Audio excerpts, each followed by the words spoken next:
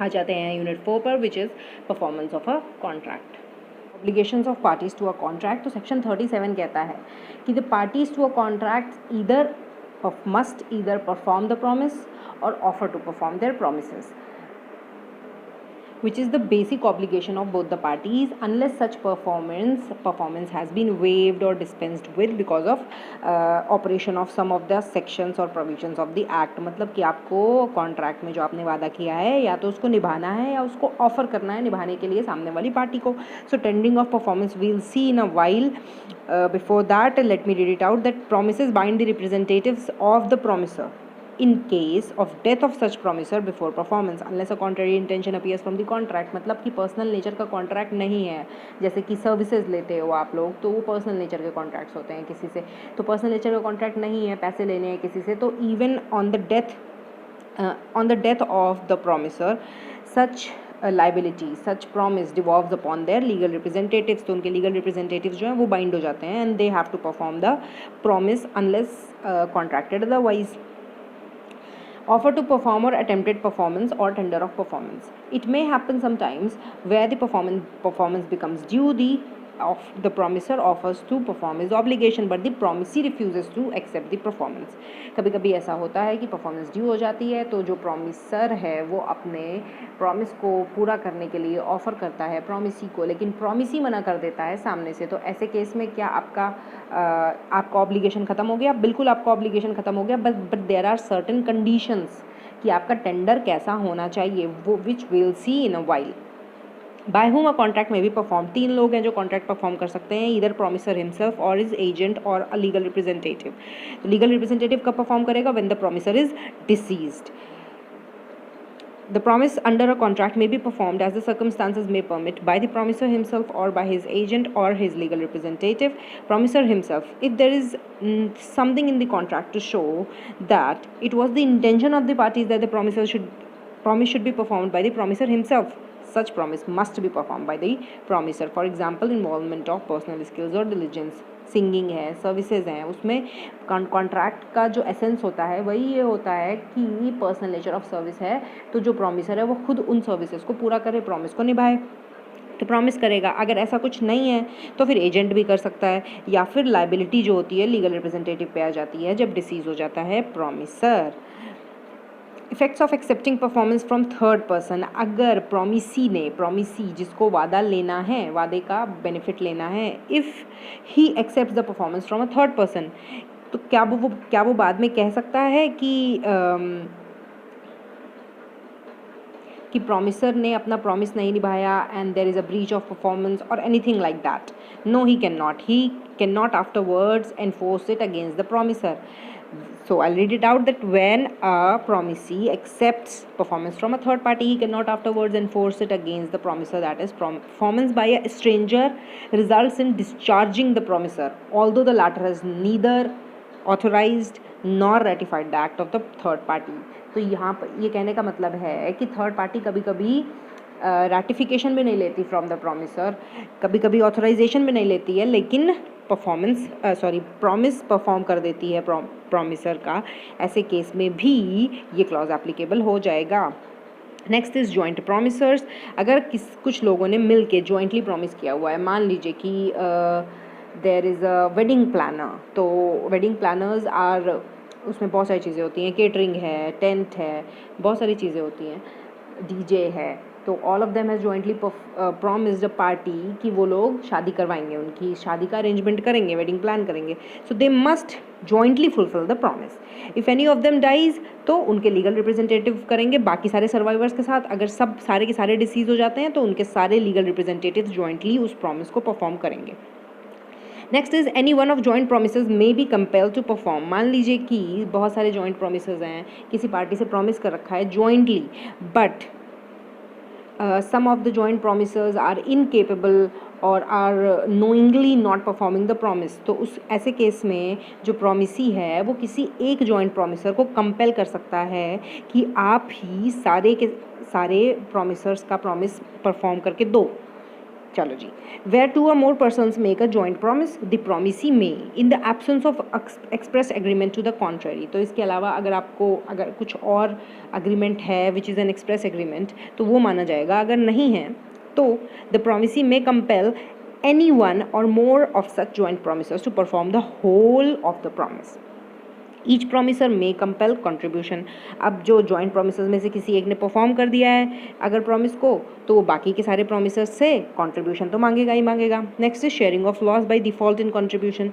अगर कोई मान लीजिए कि एक जॉइंट प्रोमिसर ने प्रॉमिस परफॉर्म कर दिया, पैसे देने थे पैसे दे दिए, सर्विस देनी थी सर्विस दे दी, कुछ भी हो सकता है, बाकी सबसे वो कंट्रीब्यूशन क्लेम करता है और उसमें से एक या दो, one or many are unable to contribute. अगर कंट्रीब्यूट नहीं कर पाते हैं तो लॉस कैसे बेयर होगा? All of them shall equally share the loss, the remaining shall equally bear the loss. Next is effect of release of one joint promisor. अगर jointly promise हुआ है, two or more persons have made a joint promise and one or more of such joint promisors have been discharged. उनको release कर दिया गया है उनके promise से, उन्होंने अपना प्रॉमिस परफॉर्म कर दिया है या व्हाटसोएवर द केस में be. Does it discharge the other joint promisors as well? No, it does not discharge them and it does not discharge the joint promisors who have been freed from the responsibility to other joint promisors. मतलब कि जिन joint प्रोमिसर्स को release कर दिया गया है from their performance, उनकी responsibility नहीं ख़त्म हो जाती टूवर्ड्स अदर जॉइंट प्रोमिसर्स. चलिए जी, where two or more persons have made a joint promise, a release of one of such joint promisers by the promisee does not discharge the other joint promiser or promisers. Neither does it free the joint promisers so released from the responsibility to other joint promisers or promisers. Next is right of joint promisees. यहाँ पर jointly promise किया गया है किसी एक व्यक्ति के द्वारा. सो प्रॉमिसर एक है लेकिन प्रोमिसीज ज़्यादा हैं, तो इनके राइट्स क्या क्या होते हैं? तो simply speaking, the right of the joint promisees is that they can claim performance of the promise from such promiser and the right of claiming such performance rests with them while they are alive, and if one of them is deceased, then the legal representative along with the surviving joint promisees has the right to claim performance, or if all of them are deceased, then all of their representatives can are jointly having the right to claim performance from the promiser. So I'll read it out. When a person has made a promise to two or more persons jointly, मतलब एक promiser बहुत सारे promisees, then unless contracted otherwise, the right to claim performance rests as between him and them, with them during their joint lives, and after the death of any of them, with the representatives of such deceased person jointly with the survivor or survivors, and after the death of the last survivor, with the representatives of all jointly. So if you will make a slow reading of this, you will get it. It's not typical. चलिए जी, succession और assignment में difference देख लेते हैं. Succession और assignment का क्या मतलब होता है? सक्सीड करना मतलब इनहेरिट करना या by operation of law. So operation of law is involved in succession, whereas in assignment there is no operation of law and benefits can be assigned. मतलब किसी को benefits transfer करना in a contract but not the liabilities is assignment, whereas liabilities, burdens, benefits, everything attached to a contract sometimes devolve upon the legal heir, which is a succession, which is inheritance.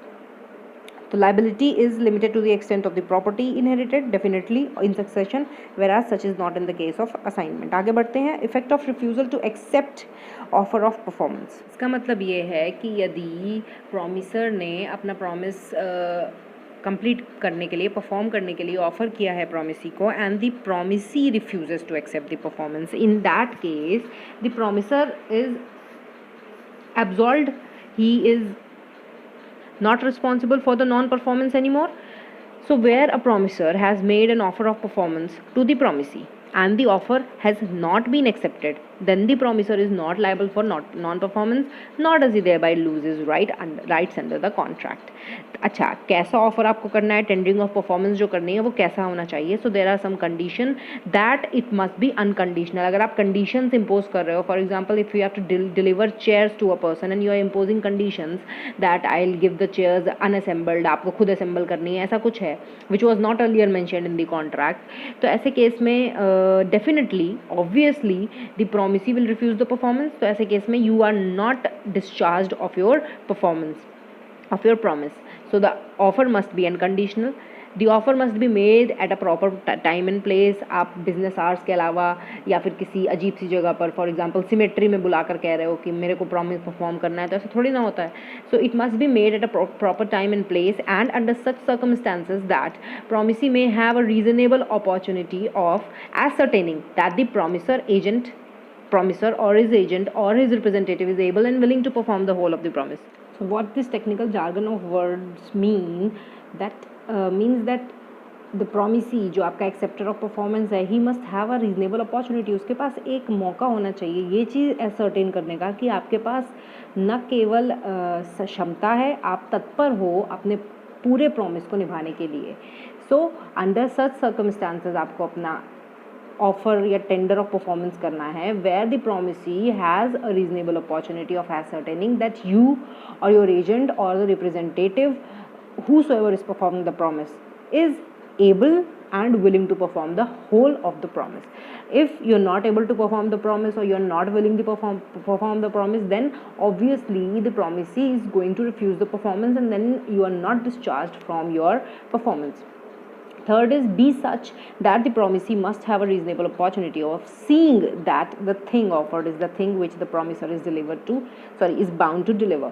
So आपको जो deliver करना था आप वही deliver कर रहे हो या नहीं, ये देखने की opportunity उसके पास होनी चाहिए promisee के पास.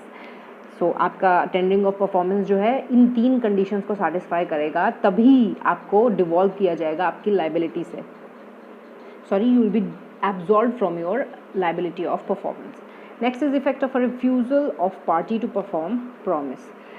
अगर किसी पार्टी ने रिफ्यूज़ कर दिया कि नहीं मैं तो अपना प्रॉमिस परफॉर्म नहीं करूँगी, तो उसका क्या इफेक्ट होता है? This could be termed as anticipatory breach or it could be an actual breach which will see in the latter unit. But यहाँ पर आपको इतना बता दूँ कि अगर किसी पार्टी ने मना कर दिया अपना प्रॉमिस परफॉर्म करने से, देन द अग्रीव्ड पार्टी जिसको नुकसान हुआ है, it can either terminate the contract, rescind कर सकती है, ख़त्म कर सकती है, or may indicate by words or by conduct that he is interested in the continuance, continue भी कर सकती हैं. अच्छा, in case the promisee or the person who was to accept the performance continues the contract even if there was an anticipatory breach, तो ऐसे case में can he put an end to the contract on this ground, on this justification कि पहले इसको breach किया गया था? नहीं, he cannot do that. So in case the promisee decides to continue the contract, he would not be entitled to put an end to the contract on this ground subsequently. In either case, the promisee would be able to claim damages that he suffers as a result of breach. तो damages कौन से claim कर सकता है promisee या जिसके साथ breach हुआ है contract का, which this will see in the later units. Time and place of performance of promise. So what should be the appropriate time and place when the promiser should perform or tender the performance of the promise? So first situation is where no application is to be made and no time is specified. जहाँ पर जो promisee है, acceptor of performance है, he does not have to apply to the promiser for performance, और कोई time भी specify नहीं किया गया है, place भी specify नहीं की गई है. ऐसे केस में क्या होगा, जो promiser है उसको apply करना पड़ेगा to the promisee for appointment of a reasonable place and reasonable time पे उसको करना पड़ेगा performance अपने promise का. So the performance will be at a reasonable time and the promiser will apply to the promisee to appoint a reasonable place for the performance of the promise and perform it at such place. Second is where time is specified and no application is to be made, where time specify कर दिया है लेकिन अब सामने से आपको बताएगा नहीं promisee, he will not apply to you for performance. ऐसे में आप क्या करोगे? You will perform the promise in usual business hours on such day and that time at which the promise ought to be performed. Simply time is specified, no application is to be made, and then you will perform it on that place in usual business hours. Third one is application for performance on certain day to be at proper time and place. यहाँ पर application हो रहा है, मतलब the promisee has to apply, मतलब the promisor has not undertaken to perform unless the promisee applying. So it is the duty of the promisee to apply for the performance at a proper place and within the usual business hours. तो business hours, usual business hours में proper place पर apply करेगा promisee कि आ तू perform कर दे अपना promise. And the proper time and place is a question of fact depending upon the circumstances of every particular case. Now, before seeing the fourth one, we'll see one situation which I think I missed out in the notes, that if there is what will be the place, reasonable place for the performance of the promise where no application is to be made by the promisee and no place is already fixed for performance. In that case, it is the duty of the promiser himself to apply to the promisee to appoint a reasonable place. अगर जो भी promisee reasonable place appoint कर देता है after application of the promiser, उसी जगह पर perform करना पड़ेगा promise को. Last one is performance in manner or at time prescribed और सैंक्शनड बाय द प्रॉमिस. अगर प्रॉमिस में पहले ही प्रेस्क्राइब कर रखा है, सैंक्शन कर दिया गया है, तो उसी मैनर में परफॉर्म करना पड़ेगा प्रॉमिसर को. Performance of reciprocal promise. So reciprocal promise here means the promise which is the consideration of the promise of the promiser. मतलब कि promiser ने जो promise किया हुआ है उसका consideration जो होगा वो reciprocal promise होता है. So सबसे पहला point है it is obvious that the promiser will not be bound to perform unless the promisee is ready and willing to perform his promise. मतलब सामने वाला अपना वादा निभाने के लिए तत्पर नहीं है तो प्रॉमिसर बाध्य नहीं होगा अपना वादा निभाने के लिए. Next is order of performance of the reciprocal promises. अगर कोई ऑर्डर फिक्स कर रखा है कॉन्ट्रैक्ट में तो वैसे ही होगा. अगर कुछ फिक्स नहीं कर रखा हुआ है तो भाई नेचर ऑफ ट्रांजैक्शन के हिसाब से जैसा भी ट्रांजैक्शन होगा उस हिसाब से प्रॉमिस जो होगा वो परफॉर्म होगा. Next is liability of party preventing event on which the contract is to take effect. If there is some event on which the contract is dependent, for example, there could be an erection of machinery in a premises और उस premises को खाली कर रहा है. अगर promisee उस premises को खाली नहीं करेगा तो how will the machine vendor, manufacturer, whosoever it may be, can erect the machine? He cannot do that. So in such cases the contract becomes voidable at the option of the party. So prevented, voidable, वो void declare कर सकता है, rescind कर सकता है contract को if he is prevented from performing his part, his promise, and he is entitled to compensation from the other party for any loss he may sustain in consequence of the non-performance of the contract. अगर उसको non performance की वजह से किसी भी तरीके का नुकसान झेलना पड़ा है, कोई लॉस सफ़र हुआ है, तो ही can claim compensation from the other party who has prevented him from performing his promise. Next is effect of default as to that promise which should be first performed in contract consisting of reciprocal promises.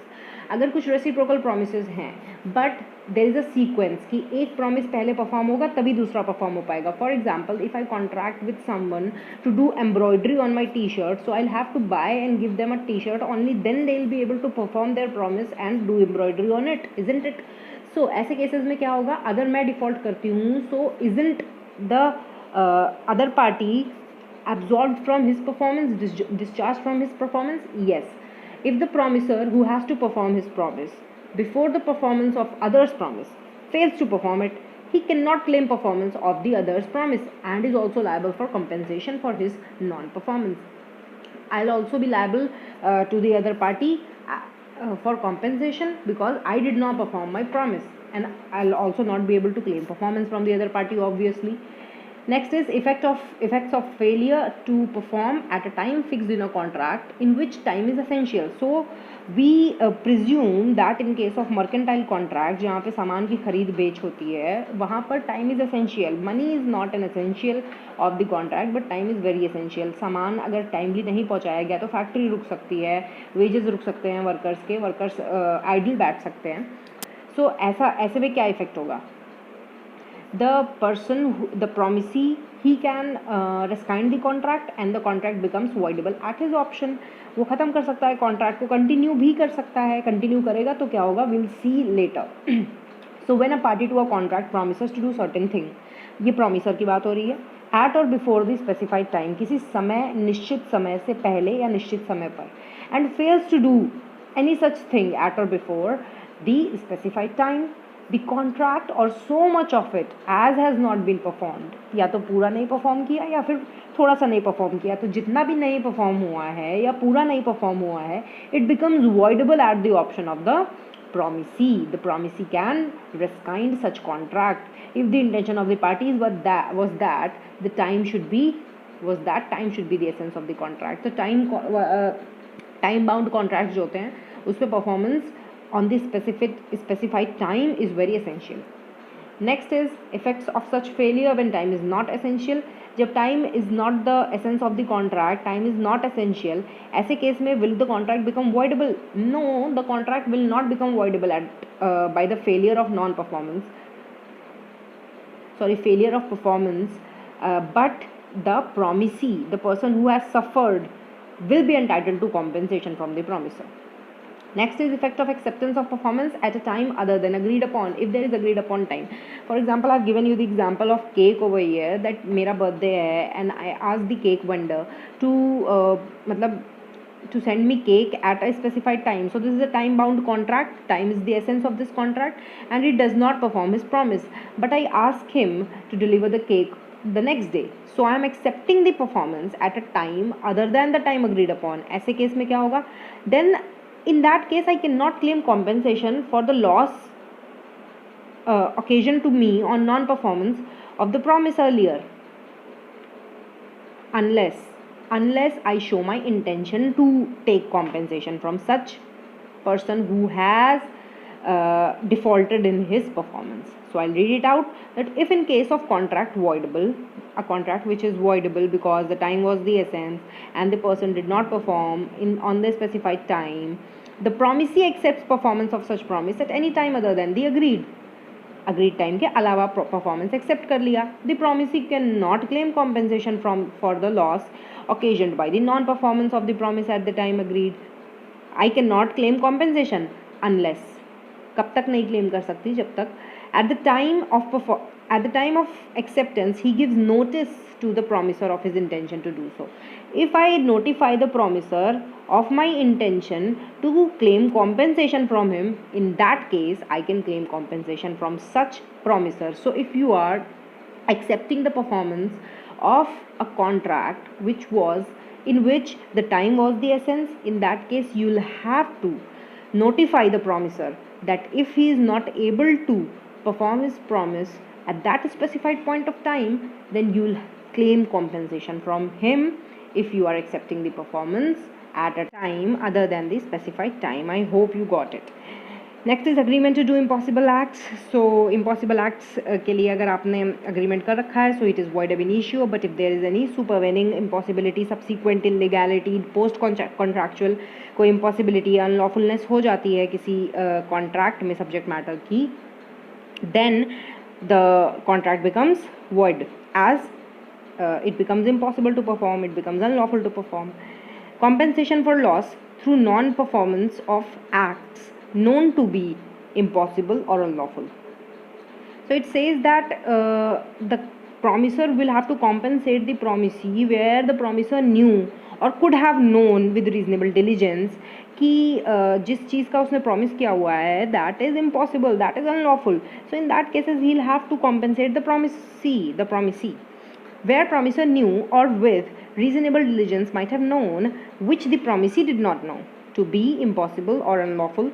Such promiser must make compensation to such promisee for any loss which such promisee sustains through the non-performance of the promise. Alright, next is appropriation of payments, which is really easy.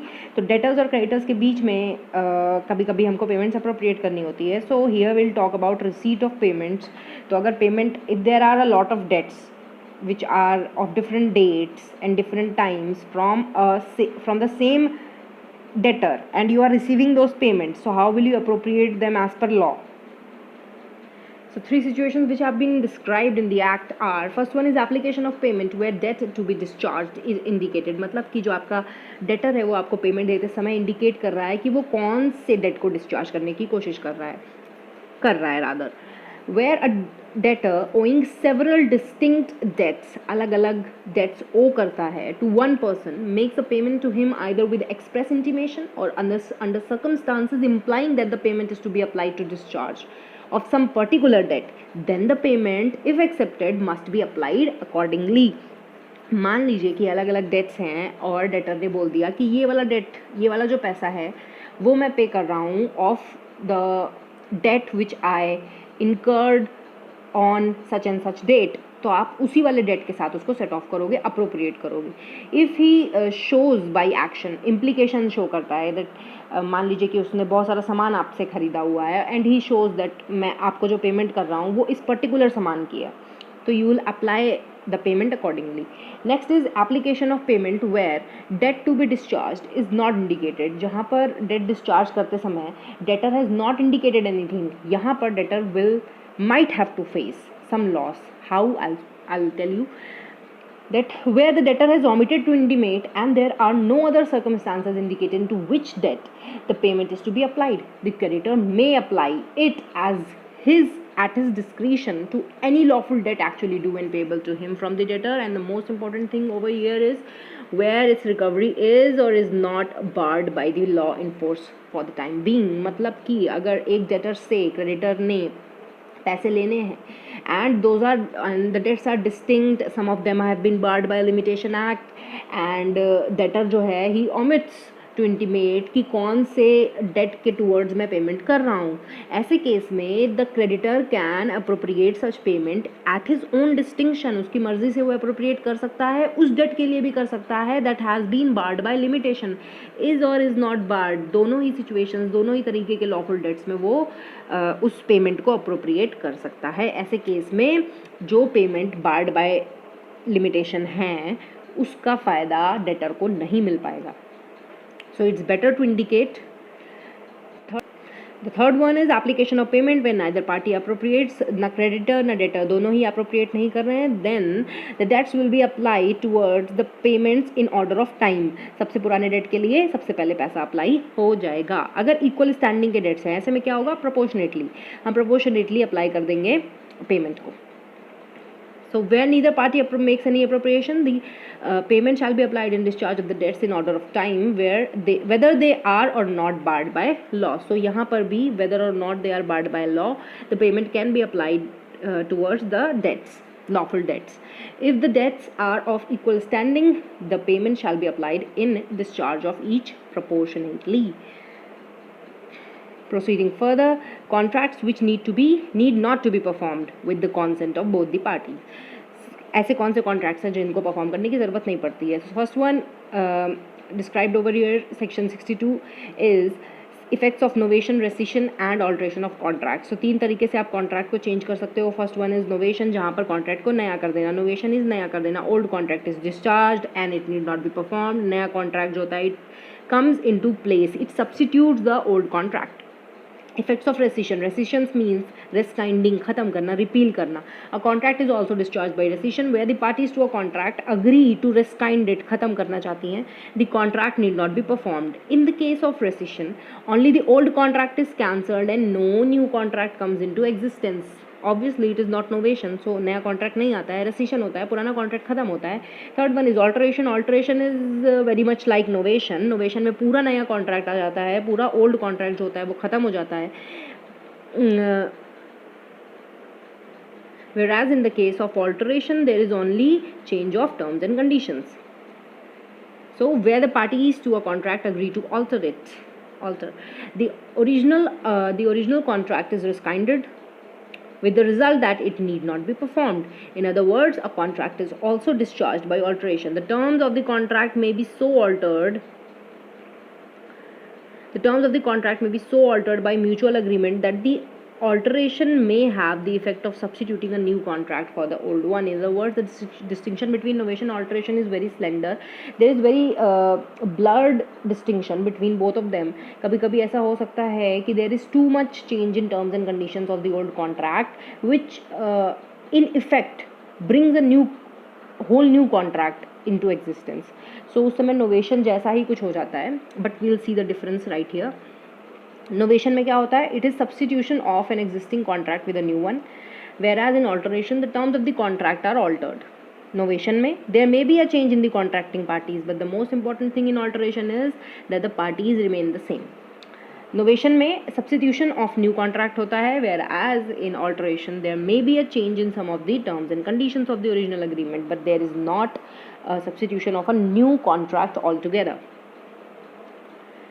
Section 63, promisee may waive or remit the performance of promise. ऐसे case में भी you need not perform your promise where the promisee has remitted or waived. मान लीजिए कि you owed someone 60,000 rupees and you paid 40,000 rupees, and the person in front of you, the person whom you owe 20,000, remaining 20,000, he waives that 20,000 rupees, he remits the performance, dispenses with, then in that case you don't have to pay the remaining sum of money. Simple. Every promisee may dispense with or remit wholly or in part the performance of the promise made to him, or may extend the time of such performance, or may accept instead of it any satisfaction which he thinks fit. In such case a contract may be discharged by remission. Next is section 64, restoration of benefit under a voidable contract. Contract voidable hai and it is rescinded by the person at whose option the contract was voidable. In such a case he'll have to restore all the benefit that has been derived by him under such contract.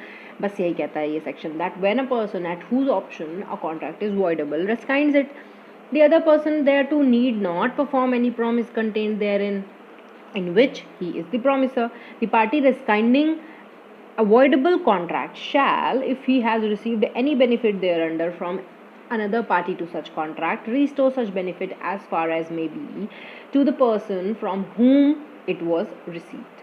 ठीक है जी, आगे बढ़ते हैं. Section 65 is obligations of person who has received advantage under void agreement or contract that becomes void. अगर किसी व्यक्ति को कोई फ़ायदा हुआ है, एडवांटेज हुआ है under an agreement which subsequently become void और which was void ab initio, doesn't matter. तो ऐसे केस में भी जिस व्यक्ति को रिसीव हुआ है advantage, he is bound to restore it or compensate the person from whom it is received. Next is communication of rescission. अगर the contract has been rescinded by any of the parties, then the communication has to be made similarly as mentioned in the under section 4, जो हम लोगों ने communication पढ़ा था of the proposal section 4 में, वैसे ही communication करना पड़ता है rescission का भी. Next is effects of neglect of promise to afford promisor reasonable facilities to performance. So if the promisee is not affording the promisor reasonable facilities, अपने promise को perform करने के लिए, उसके promise को perform करने के लिए अगर promisee उसको facility नहीं provide कर रहा है promisor को, in that case the promisor is excused from his performance and he does not even have to compensate the promisee for non-performance thereof. आ जाइए जी, discharge of a contract. When is a contract discharge. तो discharge करने के बहुत सारे तरीके हैं. First one is discharge by performance कर दिया किसी ने. अटेम्प्टेड परफॉर्मेंस भी हो सकती है, एक्चुअल परफॉर्मेंस भी हो सकती है. Actual performance is actually performing obviously, and attempted performance is tendering a performance. इन दोनों ही केसेस में the person who has promised, the promiser, he is absolved, he is discharged from his promise, from his performance. Next is discharge by mutual agreement. तो mutual agreement करके contract को रेस्काइंड किया जा सकता है, रेमिट किया जा सकता है, नोवेशन किया जा सकता है, ऑल्टरेशन किया जा सकता है, and the original contract, the old contract need not be performed. Discharge by impossibility of performance. अगर कोई अनफोर्सीन चेंजेस हो गए, लॉ में चेंजेस हो गए, कोई इम्पॉसिबिलिटी हो गई, और if the person becomes personally incapacitated to perform, कोई war हो गया, declaration of war हो गया, anything, or destruction of the subject matter, the substratum of the contract is lost. In all these cases the performance becomes impossible. In that case also the contract is discharged. Next is discharge by lapse of time. So limitation act लगता है. Generally the debtor need not pay his debt to the creditor, or the creditor cannot sue the debtor for payment of the debt on lapse of 3 years from the due date of such debt. So ऐसे case में भी discharge हो जाता है as soon as the specified period has lapsed which has been prescribed under the Limitation Act 1963.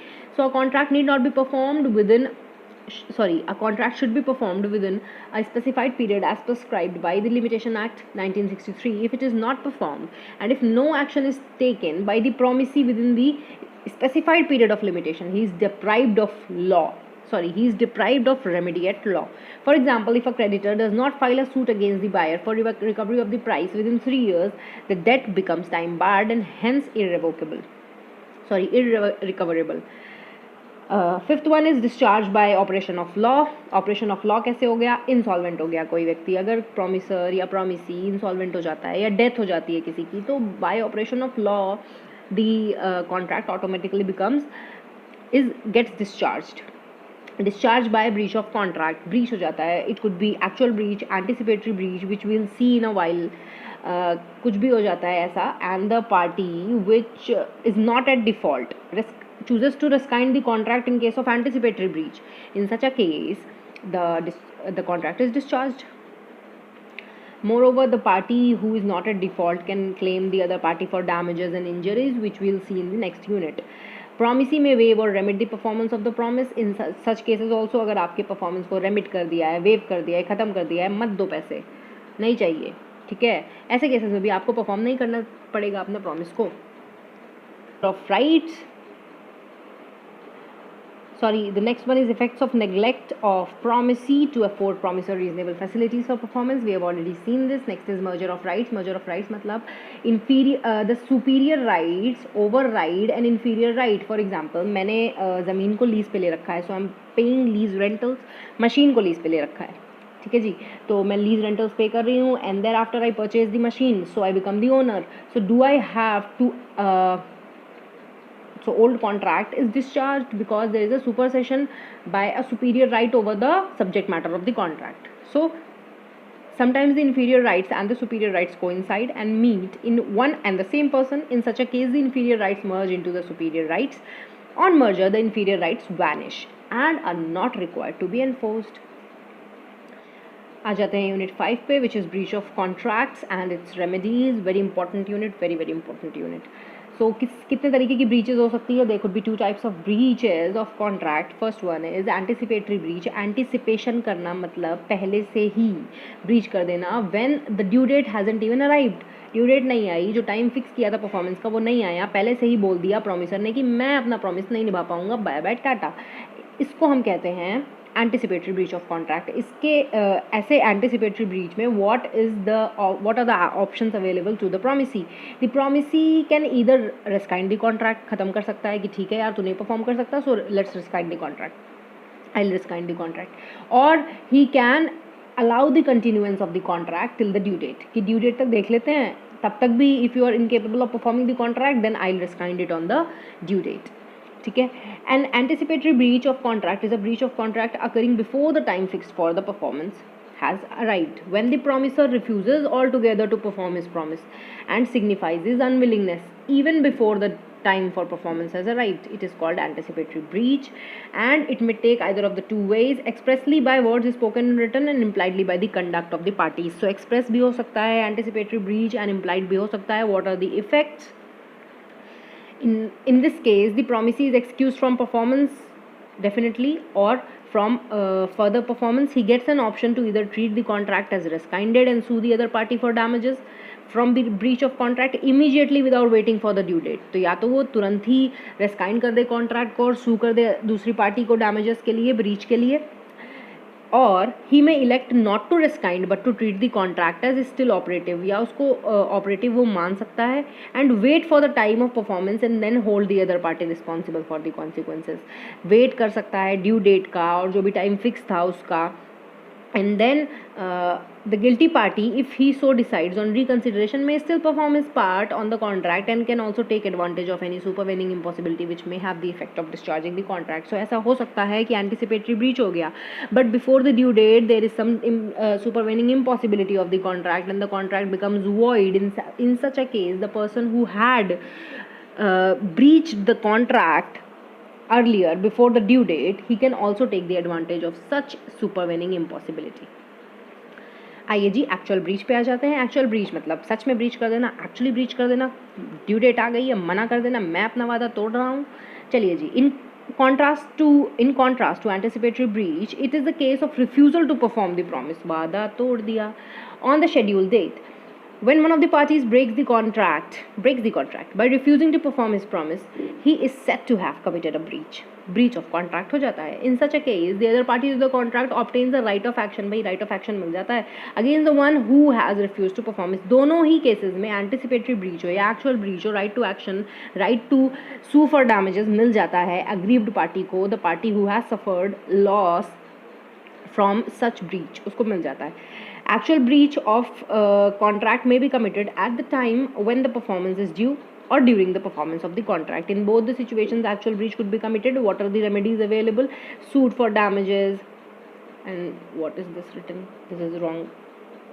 Suit for damages कर सकते हैं. The person who has suffered due to the breach of the contract can sue the other party for damages. He can rescind the contract. He can sue for specific performance of the contract to bring him in the position he would have been had the contract been performed, and sue for injunction. Injunction is a stay order. Stay order ले सकता है. Suit upon quantum merit we'll see in a while.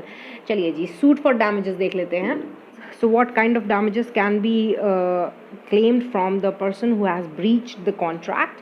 Section 73, very very important section. It has been referred to in the Sales of Goods Act as well. So remember the section as well. Compensation for loss or damage caused by breach of contract. तो breach करने की वजह से किस तरीके का damage जो है वो claim कर सकती है party? So naturally arise in the normal course of business. मतलब normal course of business या usual course of things में naturally जो arise हो रहे हैं, which the parties already knew. If there is not anything special, अगर कोई special damages नहीं है, I'm talking about normal contract. Normally अगर कोई कॉन्ट्रैक्ट में एंटर हो रहे हैं and there is a breach of performance, breach of contract, in that case only those damages, only those losses can be claimed from the party who has committed a default, which naturally arise in the usual course of business and which the parties knew when they made the contract कि अगर हमने breach करा तो सामने वाली party को ये damages हो सकता है. The parties knew about that. सिर्फ वही डैमेजेस आप क्लेम कर सकते हो.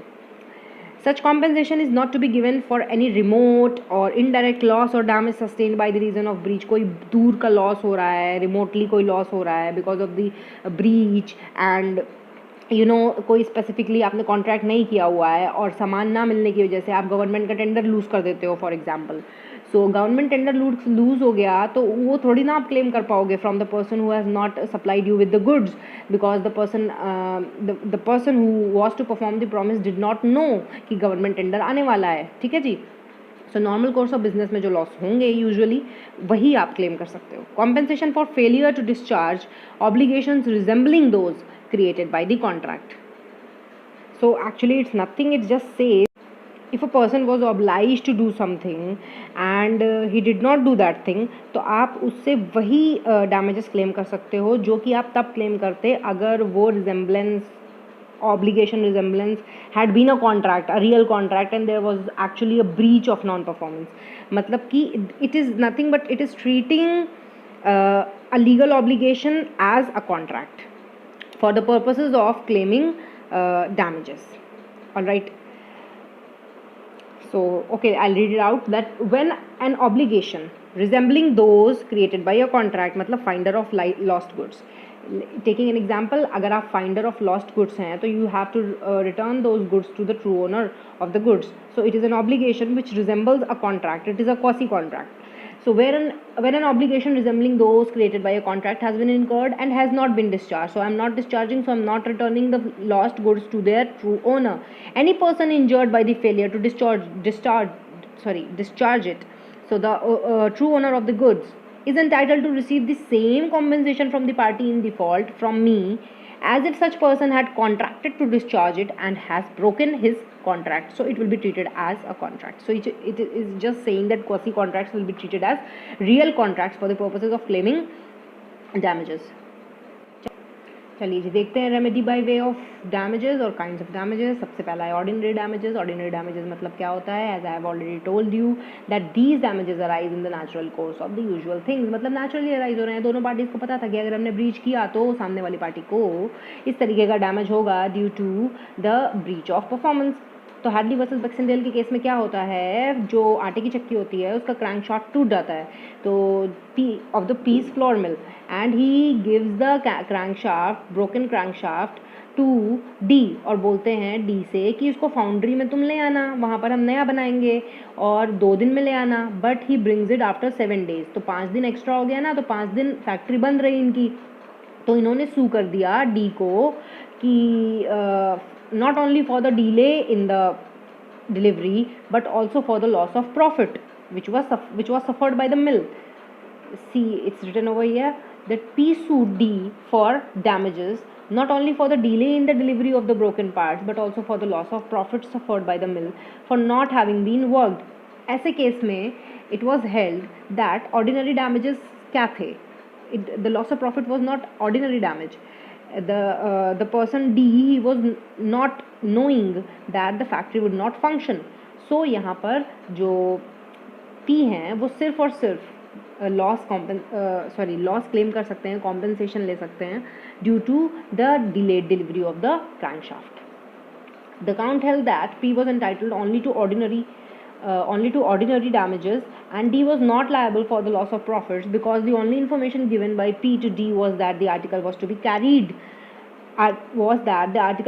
was the broken shaft of the mill, and it was not made known to them that the delay would result in loss of profits. So if you have to claim special damages, so you will have to inform the party that आप अगर नहीं लाते हो, आप अपना breach करते हो performance का, तो मेरे को ये डैमेजेस हो सकते हैं. You have to inform everything. So ये हम देखते हैं स्पेशल डैमेजेस में where there are special circumstances which are notified to the other party. जैसे कि अगर आपने गुड्स ने डिलीवर किए तो मेरा गवर्नमेंट का टेंडर चला जाएगा, या फिर आपने गुड्स ने डिलीवर किए तो मेरी फैक्ट्री नहीं चलेगी, there could be loss of profits.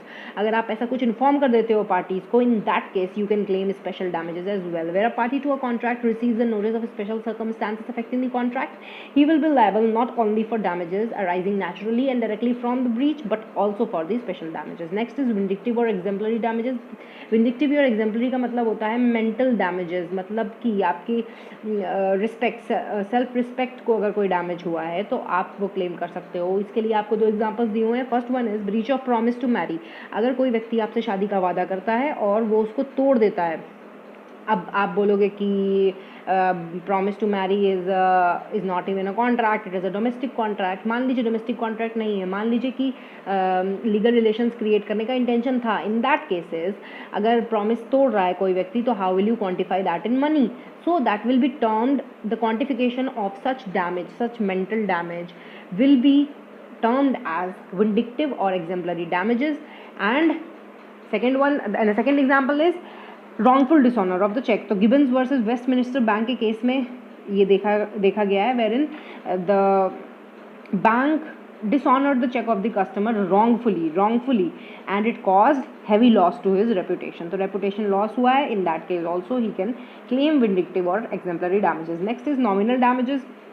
Nominal आप लोग जानते ही हो, थोड़ा सा सिर्फ कहने के लिए. नॉमिनल पार्टनर में भी आपने देखा होगा, पार्टनरशिप एक्ट में नॉमिनल पार्टनर क्या होता है. सो सिर्फ कहने के लिए डैमेजेस ये दिए जाते हैं. In that case there is no real damage, कोई रियल डैमेज नहीं होता किसी भी पार्टी को because of breach of performance और breach of the contract. But वो सू करते हैं दूसरी पार्टी को, so that because they have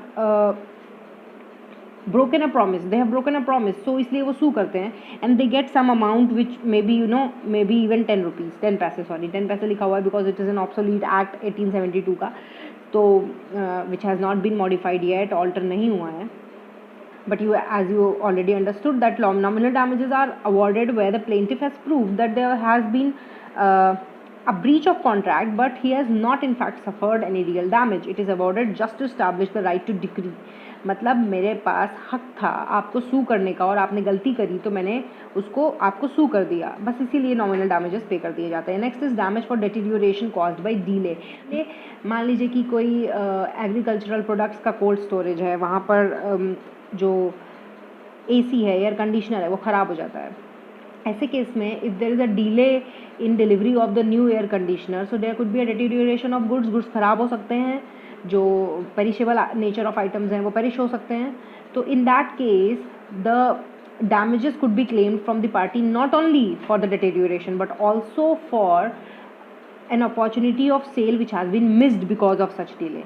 मतलब कि अगर आप कोई सेल अपॉर्चुनिटी मिस कर देते हो, गुड्स पेरिश हो जाते हैं, डेटीरियोरेट हो जाते हैं, उन सब का डैमेजेस आप क्लेम कर सकते हो from the party where the goods were of perishable nature and it was known to such party. ठीक है जी. In the case of deterioration caused to goods by delay, damages can be recovered from carrier even without notice. Even without notice, the word deterioration not only implies physical damage to good, but it may also mean loss of a special opportunity of sale. Next is prefix damages. So prefix damages can be of two forms, which is liquidated damages or penalty, और उसको हम detail में भी section 74 में देखेंगे. अगर आपने contract करके कोई डैमेजेस प्रीफिक्स कर रखे हैं तो कोर्ट विल डिसाइड कि वो पूरे के पूरे मिलने हैं और या फिर उससे कम मिलने हैं. उससे ज़्यादा कभी भी डैमेजेस आपको नहीं मिलेंगे if you have already fixed your damages in the contract. Penalty and liquidated damages देख लेते हैं. Penalty, as you must have an idea of, is charged when to punish someone, when someone does something which is punishable. So penalty punishable चीज़ के लिए लिया जाता है, whereas liquidated damages are calculated. They are actually calculated कि कितना loss हो सकता है due to any breach of contract.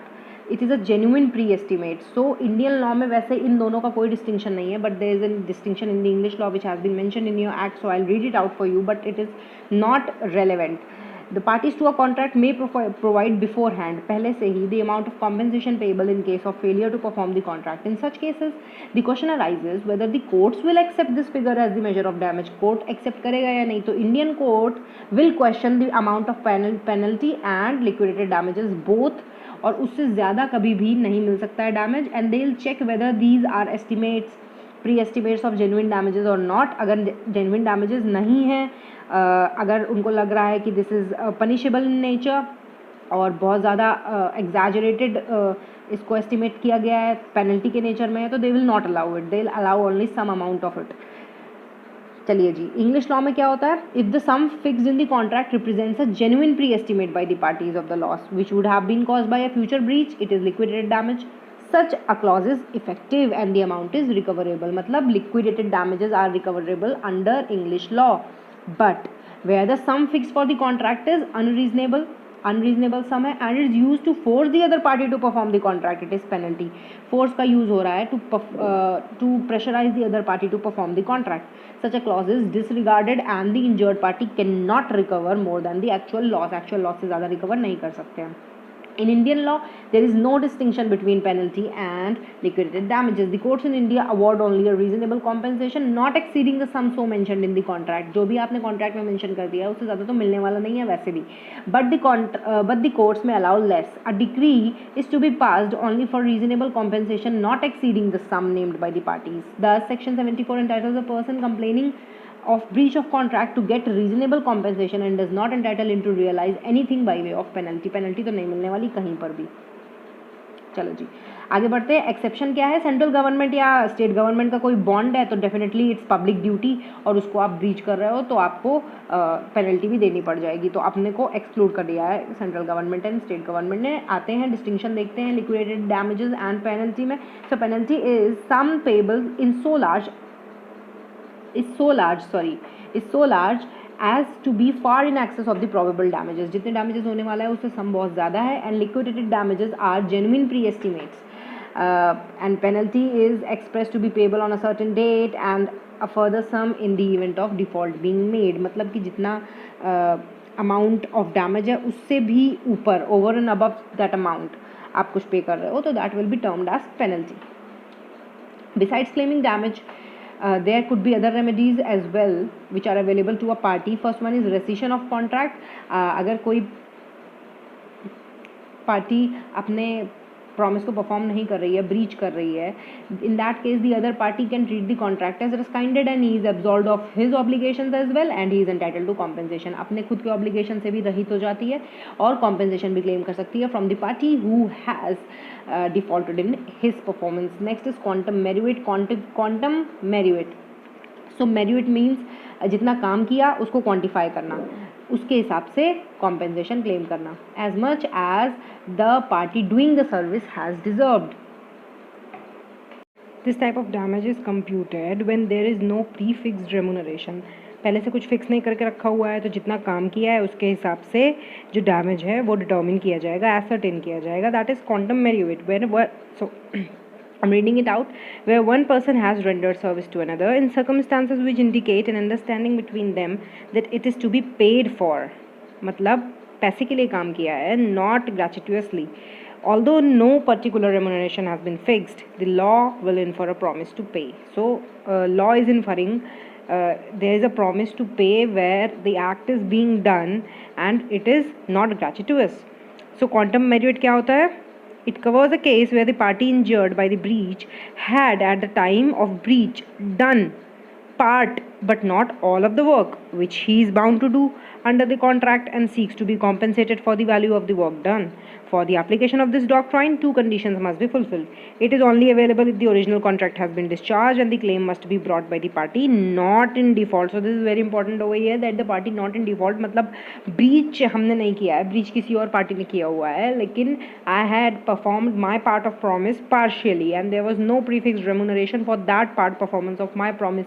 In that case, I can sue the other party for quantum meruit and the amount of work which the work which I have done, that shall be quantified and I shall be paid for it. The object of allowing a claim on quantum meruit is to recompensate the party or person for the value of work which he has done. The damages are compensatory in nature while quantum meruit is restitutory. So restitution का मतलब I have already told you, it just means reimbursement or just taking back what you have given.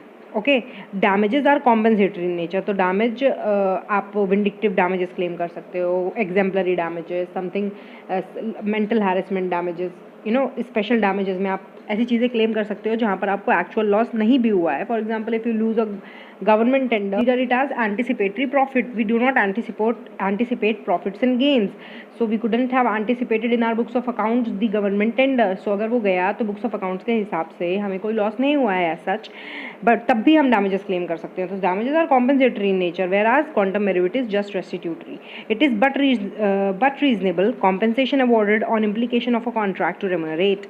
The claim for quantum meruit arises in the following cases. कब कब आप claim कर सकते हो? When an agreement is discovered to be void or where the contract becomes void. Contract void हो गया but you have performed partially your promise. When something is done without any intention of doing so gratuitously. अगर आप gratuitously मुफ्त में काम नहीं करना चाहते किसी के लिए, gratitude show करने के लिए काम नहीं कर रहे हो, in that case also you can claim damages under quantum meruit.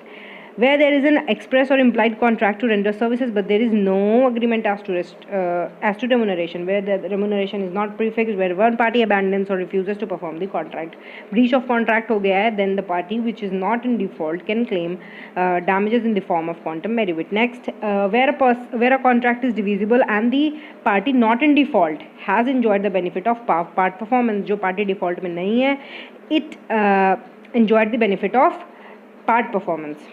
For example, a person agrees to supply 100 bales of cotton and they are able to supply only 50. In that case, the 50 bales of cotton which have been supplied to a person who is not in default has to pay for those 50 bales of cotton. So where a contract is divisible and the party not in default has enjoyed the benefit of part performance, तो उस part performance का payment करना पड़ेगा. When an indivisible contract for a lump sum is completely performed but badly, the person who has performed the contract can claim the lump sum, but the other party can make a deduction for bad work.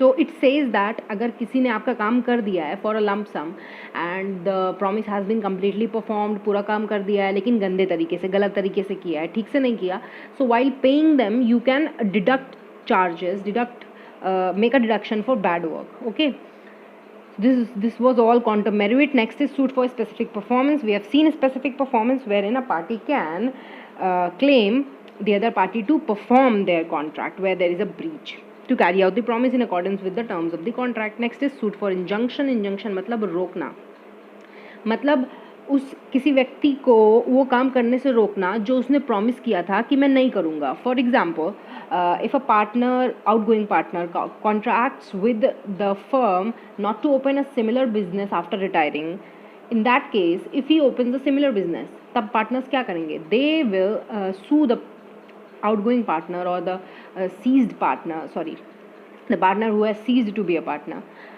for injunction. So where a party to a contract is negating the terms of a contract, the court may, by issuing an injunction order, restrain him from doing what he has promised not to do.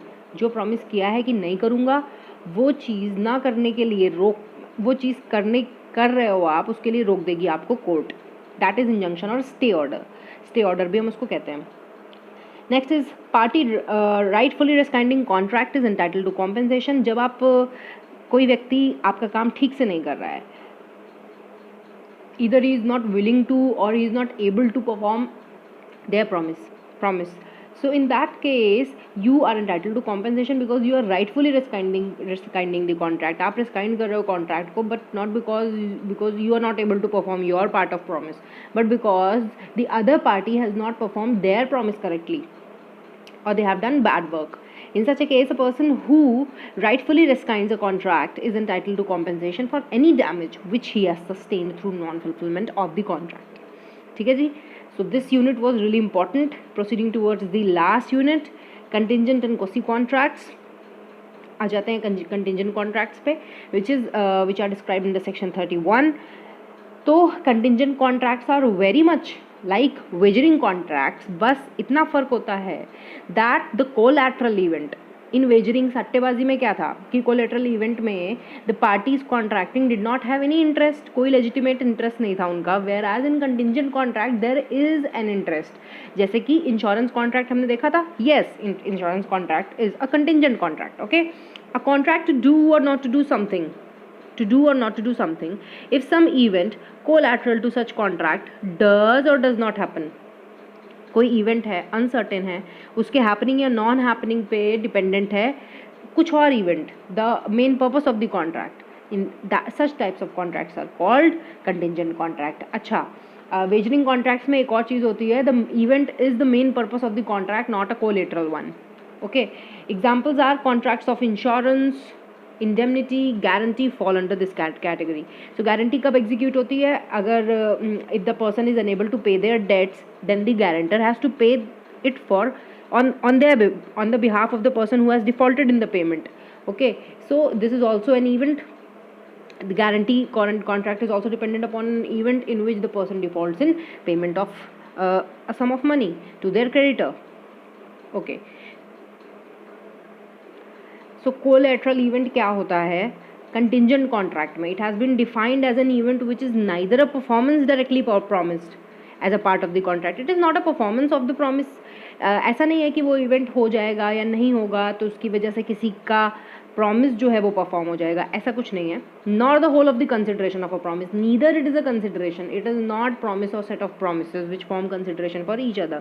So these are not consideration, these are just collaterals, these are just events which decide whether or not the contract will materialize. आ जाते हैं essentials of a contingent contract में. The performance of a contingent contract would depend upon the happening or non happening of an event and condition. Most importantly the condition can be precedent or subsequent, बाद में भी हो सकती है, पहले भी हो सकती है.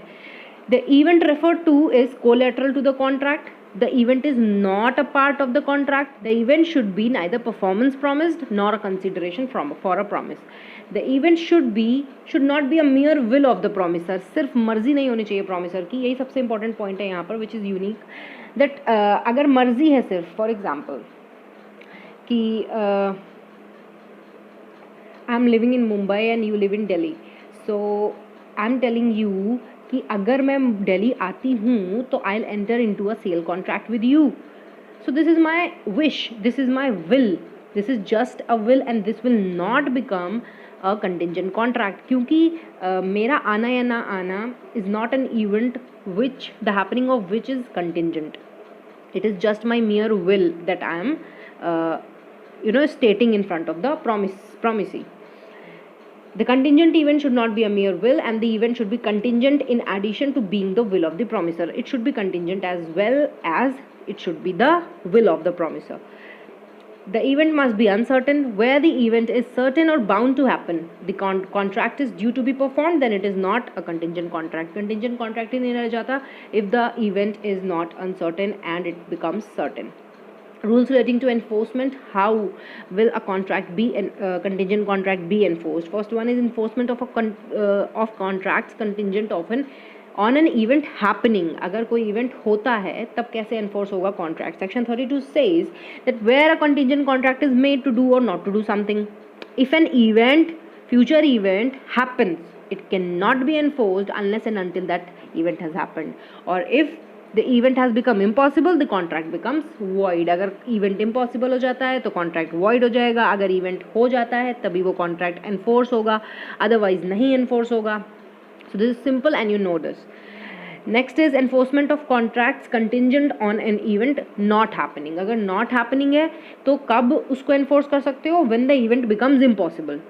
या और उसके पहले तो आप कर ही नहीं सकते हो. जो when the event becomes impossible तभी होगा. For example, if I tell you that I will pay you a sum of money if particular ships does not return, तो आपको खबर मिलती है कि वो शिप डूब गई है, तो it's impossible for the return of the ship is impossible, becomes impossible, and then we can enforce our contract. ये insurance companies insurance contract में हम इसको cover कर सकते हैं. Next is a contract would cease to be enforceable if it is contingent upon the conduct of a living person when that living person does something to make the event or conduct as impossible of happening. So इसमें एक बहुत classic example आपको quote किया गया है जहाँ पर a person promises to marry someone if their father died, and before their father died means the father was living और उसके पहले ही जो promiser था उसने किसी और से शादी कर ली, ठीक है, तो the contract becomes void. The contract becomes void and unenforceable. So this is the case of Frost versus Knight, and it's given in Frost versus Knight. The defendant promised to marry the plaintiff on the death of his father. Death of his father पे शादी करने का वादा किया. While the father was still alive, he married another woman. It was held that it had become impossible that he should marry the plaintiff, and she was entitled to sue him for the breach of the contract. She can sue him for the breach of the contract. और किस तरीके के damages उनको मिलेंगे? Vindictive damages मिलेंगे. ठीक है जी, आ जाओ. Section 34 में लिखा हुआ है if a contract is contingent upon as to how a person will act at an specified time. किसी unspecified time में एक person कैसे act करेगा?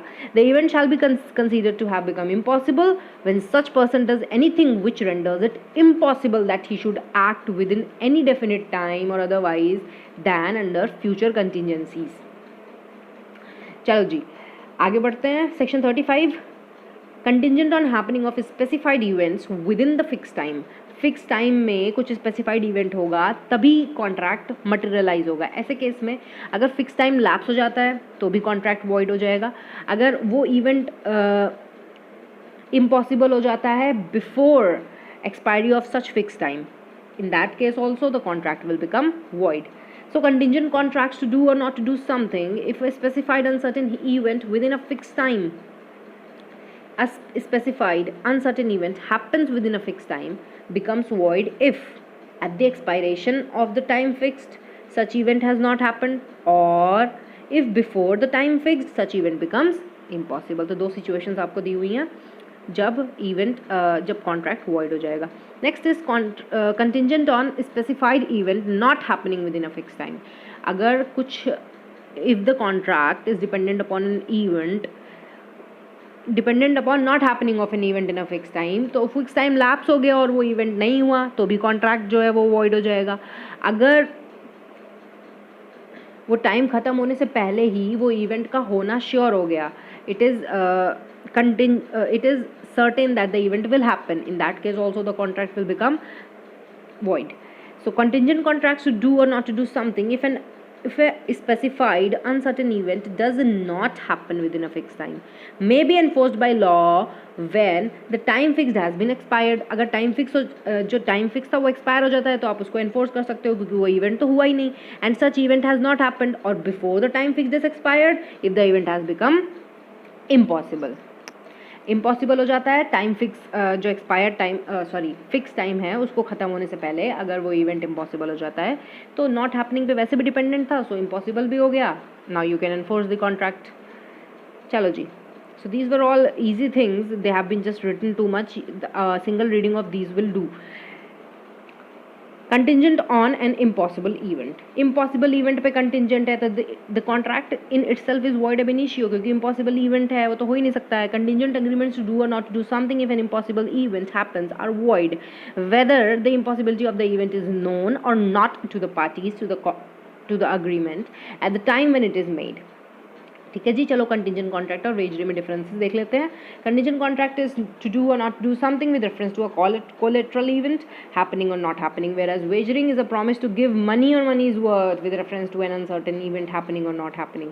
रेसिप्रोकल प्रोमिसेस होते हैं कंटिजेंट में, नहीं भी हो सकते हैं लेकिन वेजरिंग में होते हैं। आप मेरे को पैसे दो नहीं तो मैं आपको पैसे दूंगा।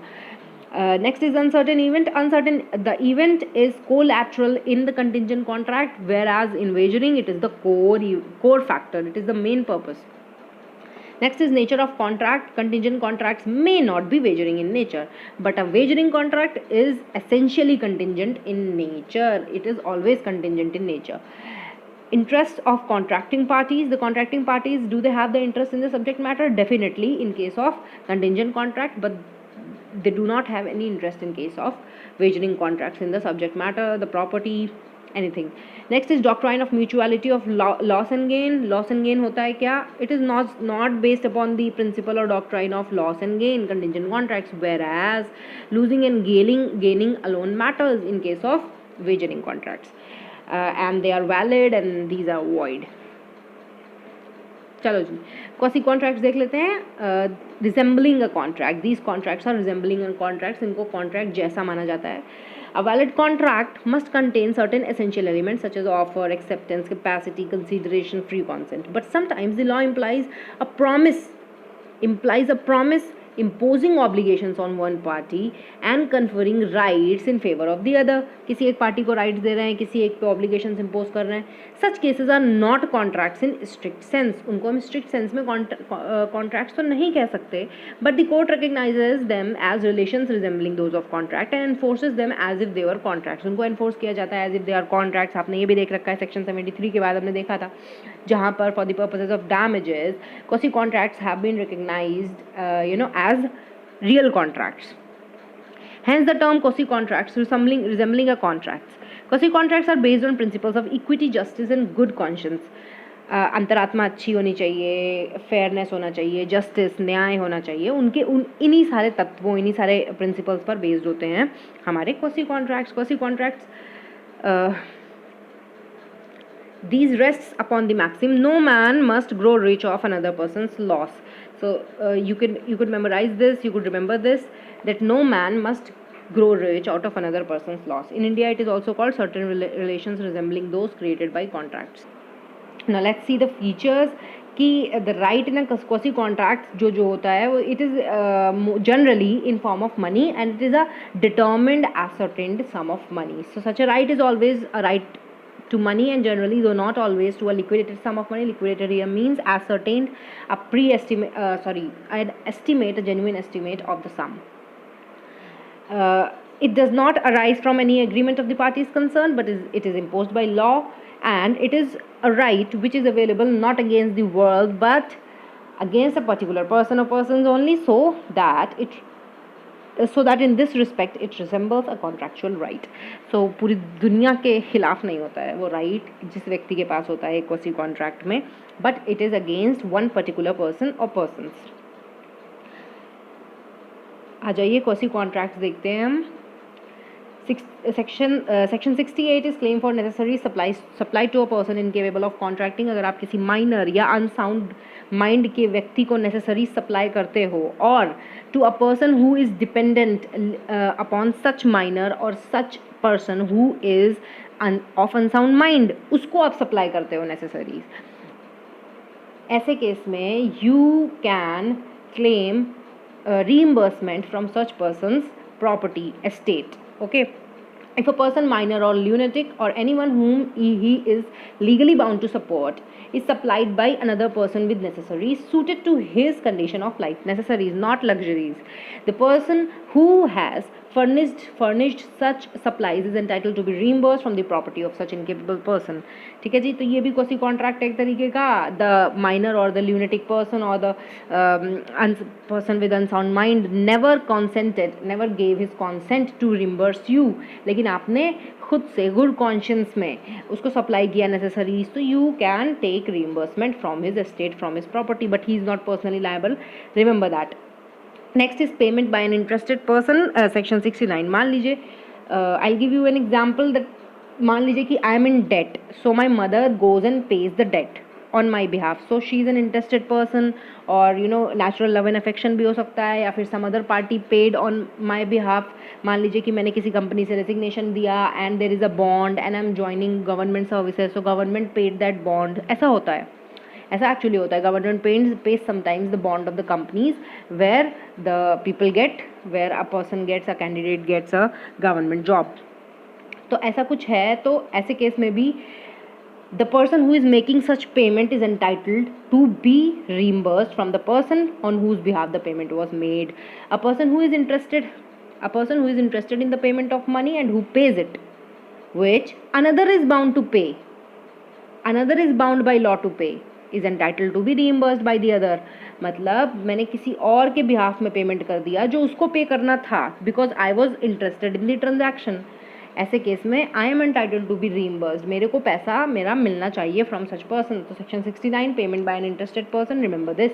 Next is section 70 obligations of a person enjoying benefits of a non gratuitous act. If the act is non gratuitous, पैसे के लिए एक्ट हो रहा है, it is not for free, in that case the person who is enjoying the benefit of such non-gratuitous act must compensate the person who has done such act or delivered something which non-gratuitously।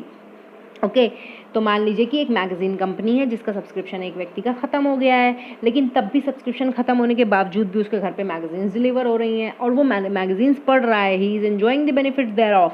In that case he will be liable to pay the cost of the magazine, such magazines।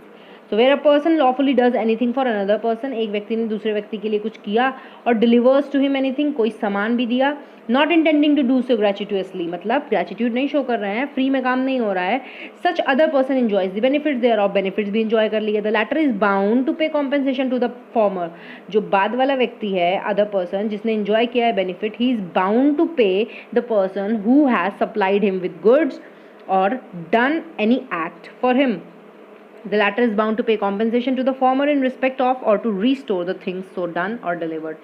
या तो आप restore कर दो या compensate कर दो।